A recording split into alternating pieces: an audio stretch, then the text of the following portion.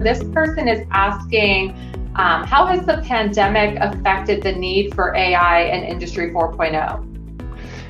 Yes, good question. So it has accelerated the need for artificial intelligence, Industry 4.0 and so on. You know, the good thing about computers and software is they don't get COVID. They can keep working while everyone else is having to work from home.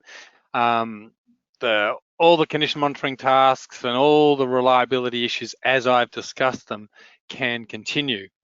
Now, it's also worth saying that while they might not suffer from the COVID virus, they do suffer from the nasty viruses that foreign governments and competitors and just idiots out there with nothing better to do with their time, they are susceptible to those sorts of systems. Any sort of an online system potentially has that cyber security issue.